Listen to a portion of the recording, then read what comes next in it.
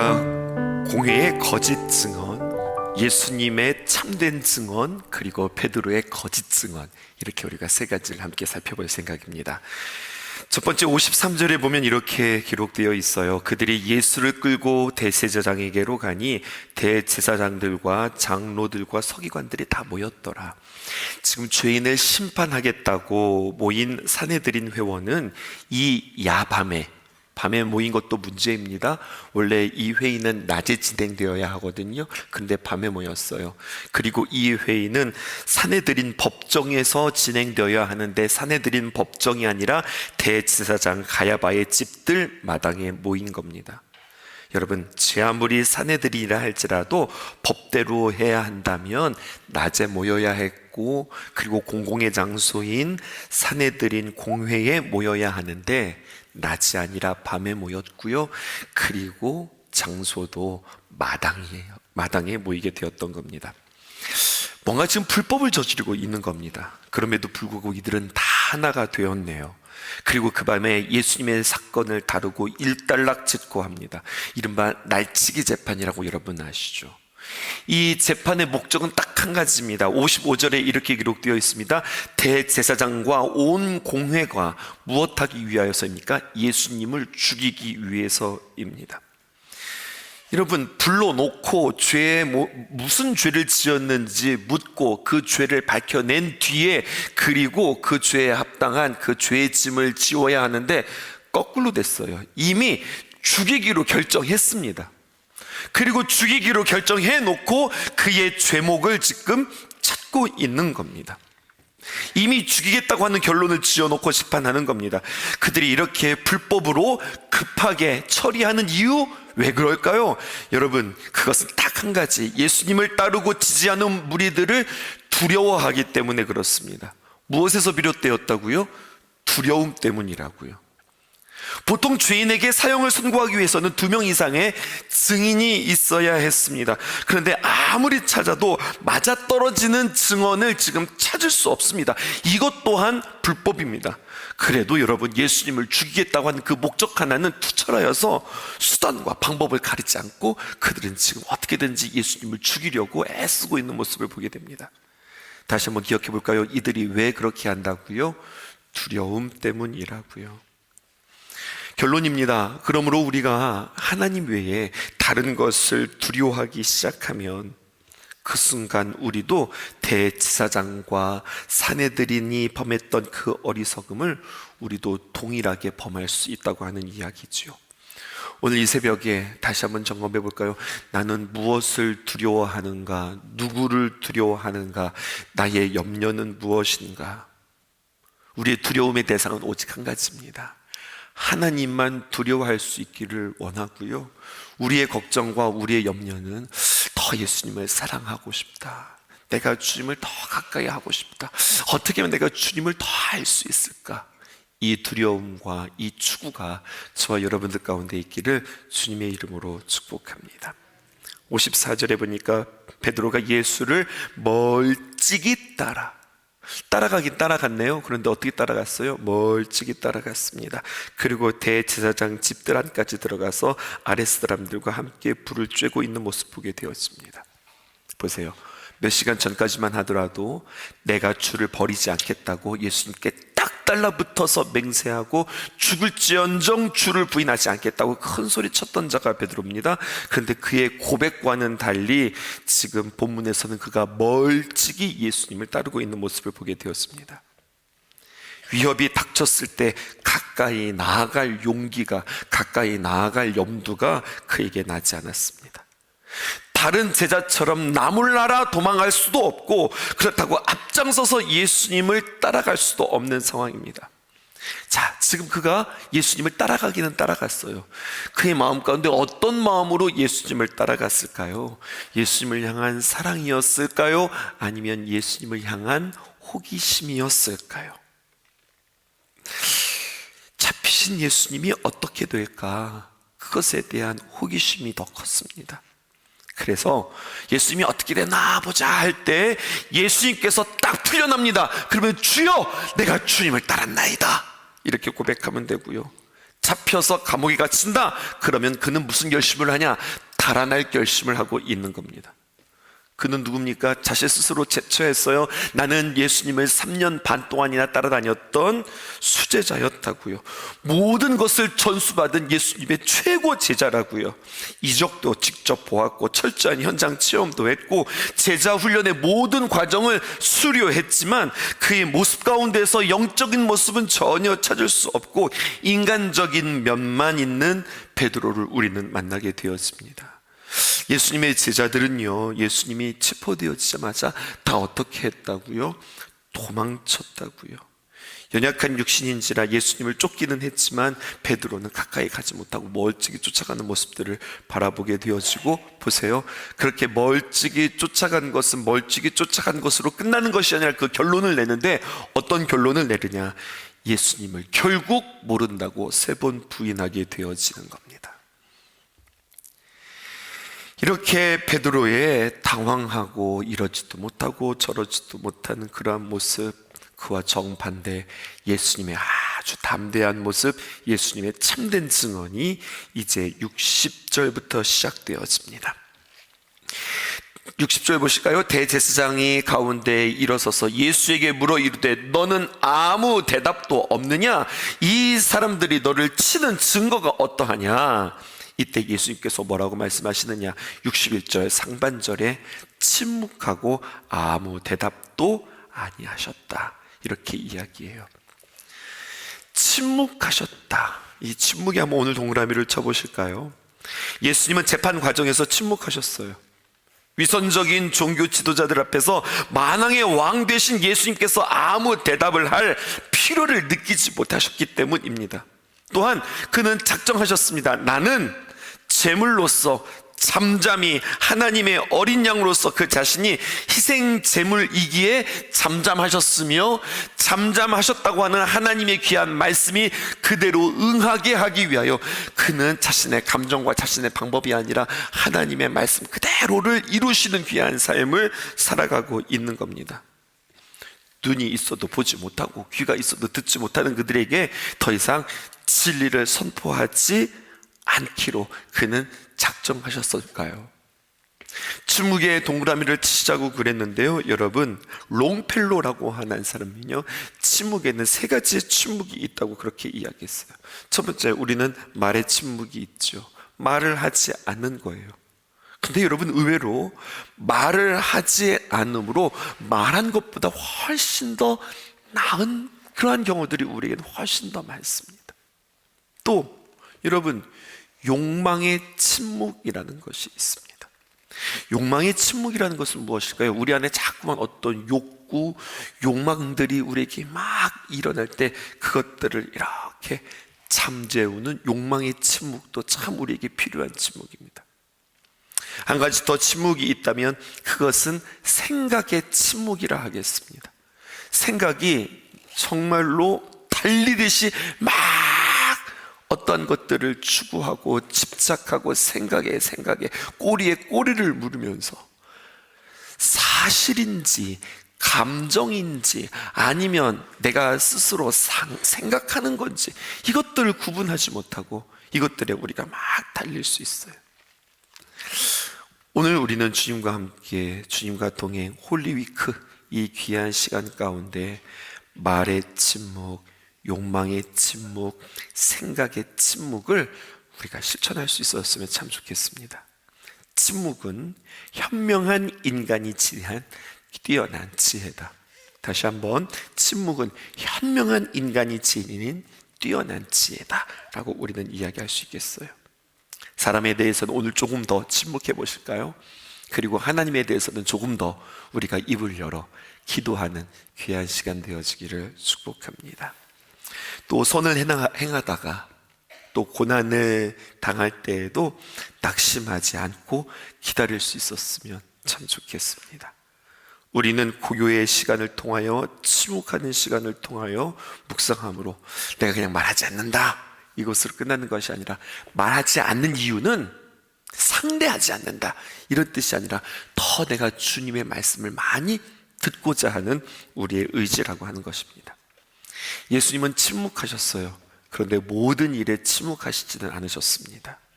대제사장이 그에게 묻죠. 내가 하나님의 아들 그리스도인지 우리에게 말하라. 그렇게 주님께 대제사장이 이야기하자 예수님은 말씀하십니다. 뭐라고 말씀하십니까? 네가 말했다. 네가 말했다. 소극적으로 대답하지 않으셨어요. 심지어 자기 자신이 그리스도임을 천명하시는데 뭐라고 말씀하시는가? 이렇게 이야기합니다. 내가 그니라. 네가 말했다. 그러면서 나는 인자가 권능자의 우편에 앉은 것과 하나님의 오른쪽에 앉은 것과 하늘 구름을 타고 오는 것을 너희가 보리라. 여러분, 이 이야기는 예수님에게 득이 되는 말입니까? 실이 되는 말입니까? 이것은 실이 되는 말입니다. 자칫 잘못 들으면 이것은 신성모독에 해당되어지는 그 말입니다. 근데 주님께서는 내가 그니라, 네가 말했다, 이 정도로 이야기한 것이 아니라 아주 적극적으로 이야기했습니다. 하나님의 우편에 앉을 것이다. 그리고 내가 구름을 타고 이 땅에 오는 것이 되어 너희들은 보게 되어질 것이다. 예수님은 그리스도임을 확실하게 말씀하시면서 승천하셔 하나님의 우편에 앉아 계실 것을 말씀하시고 지금 재림까지 말씀하고 계시는 거예요. 진리에 대해서는 주님께서는 추호도 물러설 수 없다고 주님께서는 그렇게 생각하시고 진리에 대해서는 침묵하지 않으시는 겁니다. 그래서 불의와 거짓과 공격 속에서도 예수님께서는 진리를 이야기하셨던 것처럼 또 한 가지 우리는 배우게 되어지는 거죠. 진리를 선포하는 일에 우리가 주저하지 않게 하옵소서. 기도하는 저와 여러분 되기를 축복합니다. 마지막 우리는 베드로의 거짓 증언을 보게 되어집니다. 예측할 수 없는 상황 한복판에 서 있는 베드로는 그의 모습이 참 두렵고 참담해 보이기까지 합니다. 베드로에게 약속하셨던 하나님의 말씀은 전혀 들리지도 생각지도 않은가 봅니다. 오늘 이 베드로의 부인 이야기, 베드로가 예수님을 3번 부인했다, 이 이야기를 우리가 다시 한번 자세히 한번 보았으면 좋겠습니다. 그리고 우리가 몰랐던 내용들이 오늘 이 내용 가운데 훨씬 포함되어져 있어요. 자, 우리 베드로의 그 상황을 한번 돌아가 보시죠.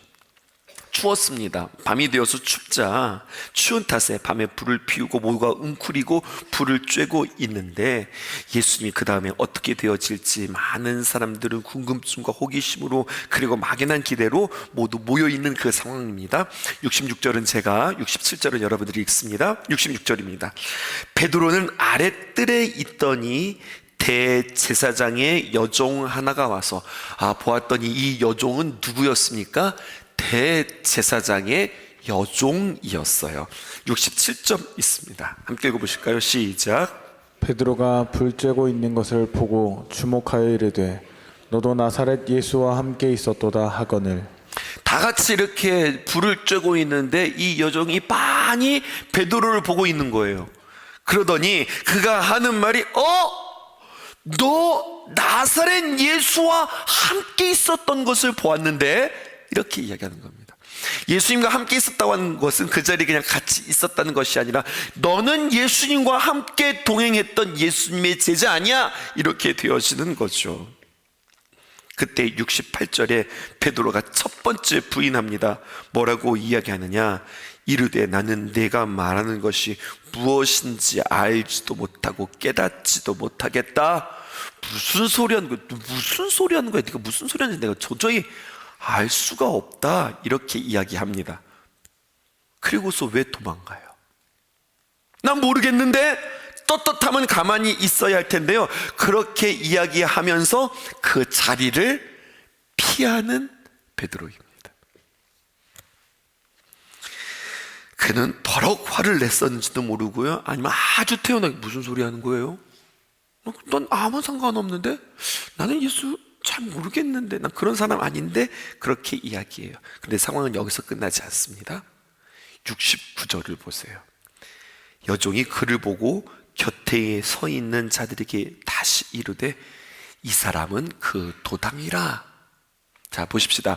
두 번째 이 여종이 베드로에게 당신 예수님의 제자 맞잖아, 지금 이렇게 되어지는 게 아니에요. 베드로에게 이야기한 게 아닙니다. 그 옆에 있는 사람들에게 말합니다. 이 사람이 그 예수와 함께 있었던 그 도당입니다. 그렇게 이야기하는 거죠. 여러분, 그 자리를 박차고 일어섰다고 그랬죠. 그리고 앞들로 나가는데 이게 어떻게 되어지는 상황이냐면 이 여종이 같이 따라가는 겁니다. 그리고서 그 주변에 있는 사람들에게 이 사람이 예수님과 함께 있었던 무리에 속했던 예수님의 제자입니다라고 다른 사람들에게 이야기해 준 거예요. 이때 베드로는 더욱더 난감해지는 겁니다. 그래서 또 어떻게 합니까? 70절입니다. 이렇게 기록되어져 있습니다. 또 부인하더라. 여러분, 여기까지입니다. 이 여종의 역할은 여기까지예요. 이 여종이 세 번 해서 네가 예수님의 제자지, 내가 예수님의 제자지, 너 예수님의 제자인데, 이 여종이 세 번 이야기한 것이 아니라 여종은 여기까지입니다. 그리고 이 여종은 무대에서 이제 사라집니다. 그런데 조금 후에 곁에 있던 사람들이, 한 사람이 아니라 이제 몇몇의 사람들이 다시 베드로에게 말하되 너도 갈릴리 사람이 참으로 그 도당이라. 이 여종이 와가지고 이 사람 예수님의 제자 맞는 것 같은데요? 그랬더니 사람들이 수근수근 하면서 맞아, 그럴 것 같은데, 그러네, 맞네, 나도 본 것 같은데. 사람들이 점점점 수근수근 되면서 이 베드로가 예수님의 제자라고 하는 것이 점점 한 사람이 아는 것이 아니라 점점 확산되어지게 됩니다. 더 이상 그 자리에 있으면 자신의 신분이 탄로갈 것 같아서 그 자리를 박차고 일어났는데 여종이 따라왔고, 한 사람만 아는 것이 아니라 점점 사람들이 늘어나 알게 되어지니 베드로는 당황하고 난감하게 되었을 것입니다. 그리고 어떻게 합니까? 성경에 기록되어져 있기를 베드로는 부인했다라고 이야기했는데요, 이렇게 부인하는 겁니다. 71절입니다. 베드로가 어떻게 합니까? 저주합니다. 예수님을 저주합니다. 두 번째, 맹세합니다. 뭐라고 맹세하냐? 나는 너희가 말하는 이 사람을 알지 못하겠노라. 자세히 보실까요? 베드로가 예수님을 지금 뭐라고 지칭해요? 이 사람. I don't know this man you are talking about. I don't know this man. 여러분, 베드로가 예수님을 이 사람이라고 유일하게 이야기한 한 대목입니다. 생애 처음으로 예수님을 this man, 이 사람이라고 이야기해요. 베드로가 예수님께 칭찬받은 적이 있었어요. 잘 칭찬받지 않는데, 근데 진짜 한번 만날 때 진짜 잘했다고 칭찬받은 적이 있었어요. 뭘 때요? 예수님이 누구인지 이야기할 때. 다른 사람들은 고백하지 않지만 이 베드로는 예수님을 이렇게 이야기했어요. 주는 그리스도시요 살아계신 하나님의 아들이십니다. 그리고 주님께서 그 고백을 들으시고 얼마나 좋았는지 몰라요. 야, 그건 네가 안 거 아니야. 그건 성령께서, 하나님께서 너에게 가르쳐 주신 거다. 너 진짜 잘했어. 그리고 그 고백을 들으신 뒤에 예수님께서는 그 고백 위에, 내가 그 고백 위에, 반석 위에 교회를 세우겠다. 그렇게 주님께서 칭찬해 주시고 너무 좋으시며 교회의 비전을 선포해 주셨거든요. 그렇게 고백하고 칭찬받았던 베드로가 이번에는 그 예수님을 자기가 위기에 빠지자 뭐라고 고백합니까? This man, 이 사람이라고 고백합니다. 성경은 우리에게 이것을 이야기해 주는 거예요. 그렇게 빛나고 아름다웠고 칭찬받았던 자가 형편없이 되어지는 것은 한순간이다. 한순간이다. 사람이 이렇게까지 될 수 있다는 겁니다. 무엇일까요? 인간적인 신앙은, 또 의리를 가지고 신앙생활하는 것은, 사람을 의지하는 신앙은, 또 자신의 욕심에 따라 내가 신앙생활하는 그 모습은 어떻게 된다는 거예요? 한순간의 나락으로 떨어진다는 거예요. 저는 지금 여러분들에게 베드로의 신앙을 이야기한 거예요. 그는 어떤 신앙이었다고요? 영적인 신앙이 아니라 육적인 신앙, 인간적인 신앙, 의리의 신앙, 사람 바라보고 사람 의지했던 신앙, 그리고 하나님의 뜻을 구하는 것이 아니라 자신의 욕심을 관철시키는 신앙. 여러분, 이것은 아쉬운 신앙이 아니라 이러한 신앙은 한순간에 나락으로 떨어질 수 있는 겁니다. 그런데 중요한 것은 이러한 베드로를 향해서 에이 몹쓸 사람, 어떻게 예수님께 그럴 수 있어? 이렇게 이야기하기보다는 여러분, 우리 또한 베드로와 같을 수 있다, 그럴 수 없다고 우리가 장담할 수 없다는 이야기입니다. 이런 베드로를 보면 참 절망스러운데요, 그런데 이런 베드로가 일어섭니다. 그리고 훗날 그의 노년에 그는 이렇게 고백합니다. 베드로전서 4장 7절에서 8절. 만물의 마지막이 가까웠으니 마지막 때에 너희들은 어떻게 하냐? 그러므로 너희는 정신을 차리고 근신하여 기도하라. 나처럼 되지 않으려면, 위기 앞에 우리가 흔들리지 않으려면, 내가 예수님을 부인하지 않으려면 나 부인하지 말아야지, 이것이 아니라 그 방법은 유일하다. 무엇이나 정신을 차려라, 분별해라, 그리고 근신해라, 그리고 기도하라. 제 아무리 내가 누구라 한다 할지라도 정신 차리지 못하고 근신하지 못하고 그리고 기도하지 못하면 우리는 아무것도 아니라는 거죠. 그런데요, 이것으로 끝나는 게 아닙니다. 그러면 우리가 정신 차리고 근신하고 기도하는가? 8절입니다. 무엇보다도 서로 뜨겁게 사랑할지니 사랑은 허다한 죄를 덮느니라. 여러분, 이렇게까지 나아가는 겁니다. 마지막 때 우리는 정신 차리고 근신하면서 기도함으로 나의 신앙을 지켜요. 그 신앙이 지켜지는 게 그 모습으로 끝나는 것이 아니라, 그 사람은 하나님과의 관계에 7절이 이루어진다면 8절 이웃과의 관계에 그는 어떻게 되어집니까? 뜨겁게 서로 사랑하게 되어지는, 그리고 그 사랑의 구체적인 모습은 뭐라고요? 허다한 연약함과 죄를 덮는 것이라고 우리에게 이야기해 줍니다.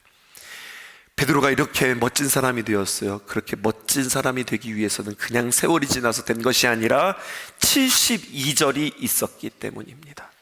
우리 72절 우리 함께 읽어보십시다. 시작. 닭이 곧 두 번째 울더라. 이에 베드로가 예수께서 자기에게 하신 말씀, 곧 닭이 두 번 울기 전에 내가 세 번 나를 부인하리라 하심이 기억되어 그 일을 생각하고 울었다라. 자꾸 우리 72절을 읽을 때마다 왜 자꾸 웃음이 나죠? 우리 성도님들이 맞아, 닭이 두 번 울었대, 세 번이 아니라 두 번 울었대, 고개 끄덕였던 모습들이 생각이 나서 자꾸만 웃음이 납니다. 그런데 여러분, 단순히 그냥 성경의 정보를 우리가 듣는 것이 아니라 이 말씀 가만히 읽어보면 베드로가 이렇게 아름다운 모습으로 설 수 있었던 까닭은요, 베드로의 통곡이 터져나오는 자리, 가슴을 찢으며 울었던 자리, 그가 무너졌던 그 자리가 바로 그것이 그가 새롭게 거듭나고 새롭게 태어나는, 다시 한번 주님 앞에 다시 그 싹이 올라오는 그러한 귀한 자리를 통하여서 그는 새로워짐을 보게 됩니다. 하나님을 안 믿은 거 아니죠. 예수님을 사랑하지 않은 거 아니었죠. 그런데 중요한 것은요, 전적으로 믿은 것 또한 아니었다. 그러니까 우리의 신앙에 여러분, 중간지대는 없는 겁니다. 하나님을 전적으로 믿든지 아니면 하나님을 믿지 않든지 둘 중에 하나라는 거예요. 그는 3년 반 동안 예수님을 따라다닌 듯 하나 예수님과 동행한 거예요? 동행하지 않은 거예요? 동행하지 않은 거예요. 표현적으로는 겉으로 보기에는 예수님과 함께 따라다닌 것 같지만 실제적으로는 예수님께 내가 앞장설 테니 예수님 뒤따라오세요, 이렇게 되어지는 거라고요. 내가 하나님을 믿는다, 내가 하나님을 신뢰한다, 이 말의 정의를 다시 한번 우리가 생각하는 귀한 시간 되었으면 좋겠습니다. 하나님, 내가 이런 것들을 하려고 하는데요, 하나님 도와주세요. 하나님, 내가 이런 꿈들이 있는데요, 하나님 지지해 주세요. 하나님, 이 문제 해결해 주세요. 주님과 동행하는 사람의 기도의 모습이 아닙니다. 어떻게 기도해야 될까요? 주님, 나에게 이러한 일들이 있는데 내가 어떻게 해야 할까요? 주님, 나에게 이러한 마음들이 있는데, 이런 일들이 있는데 주님 어떻게 하기를 원하세요? 계속해서 하나님의 마음, 하나님의 뜻, 이것을 구할 수 있는 여러분 되었으면 좋겠어요. 오늘 베드로를 통해서 보게 되지요. 열정만 가지고 안 되는구나, 의리만 가지고 안 되는구나, 내 감정 가지고 예수님을 끝까지 함께 동행할 수 없구나. 여러분, 기분으로 신앙생활 하지 말고 기본으로 신앙생활 할 수 있기를 주님의 이름으로 축복합니다. 그럼 기본은 무엇일까요? 기본은 예수님을 더 깊이 아는 것입니다. 기도하겠습니다. 하늘을 볼 겨를도 없이 정신없이 세상을 살다가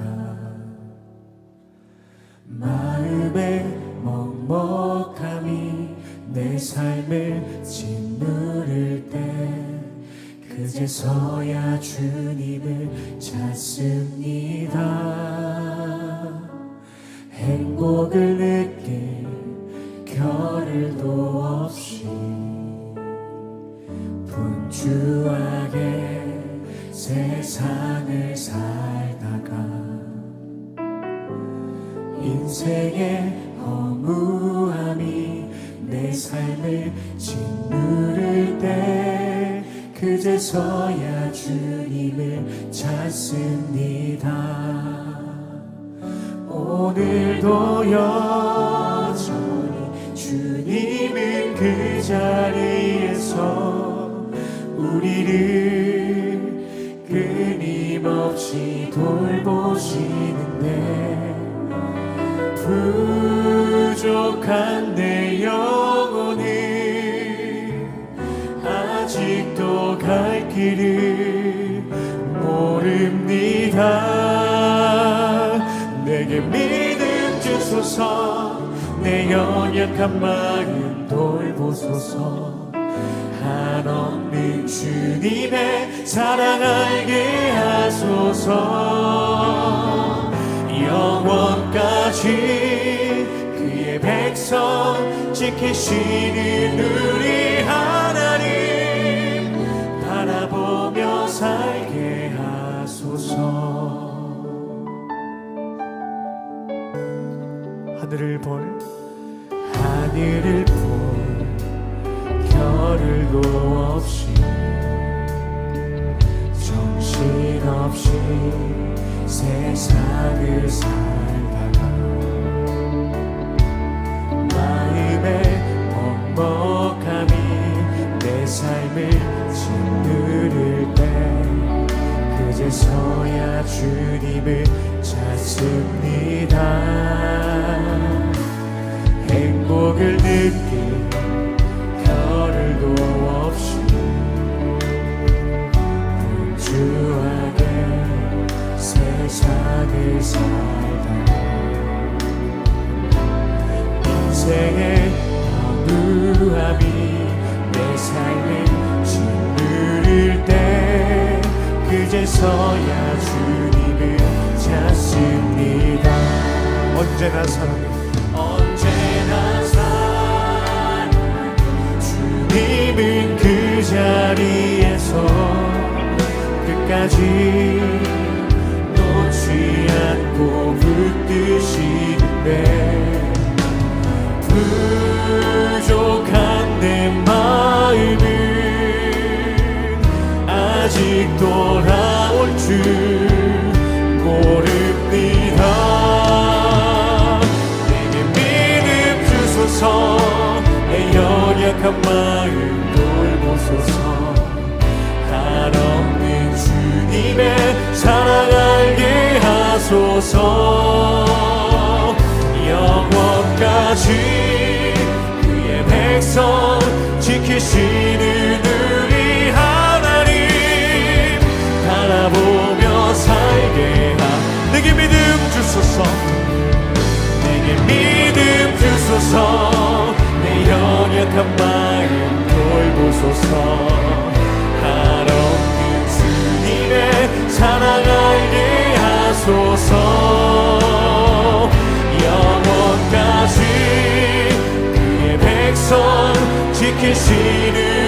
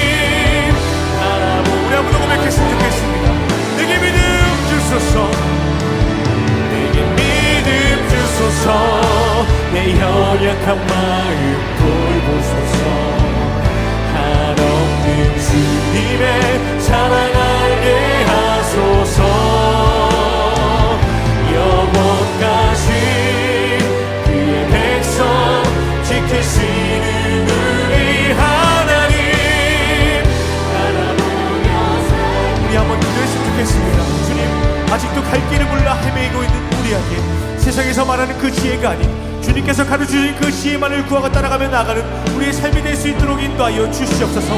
하나님의 그 계획을 전적으로 신뢰하며 나를 통해 역사하시고 펼쳐갈 그것을 기대하며 나가는 내가 되게 하여 주시옵소서. 시간 우리 주님의 이름을 들고 기도하며 나아갑시다. 주여,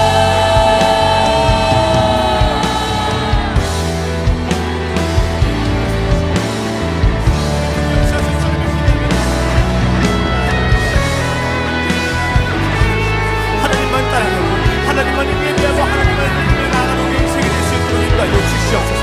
주님, 예수님을 전적으로 신뢰하며 나가길 원합니다. 모든 것을 가득히 하시고 주님의 그 능력만을 간절히 구하며 우리 안에 가득 흘러넘치는 그 은혜를 날마다 누리는 우리가 될 수 있도록 인도하여 주시옵소서.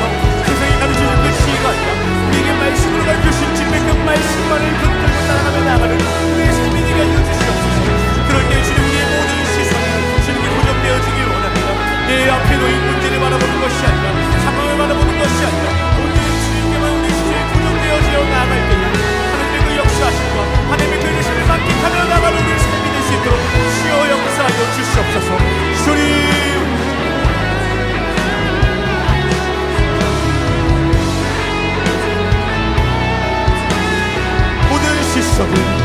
모든 시선을 주님께 드리고 살아계신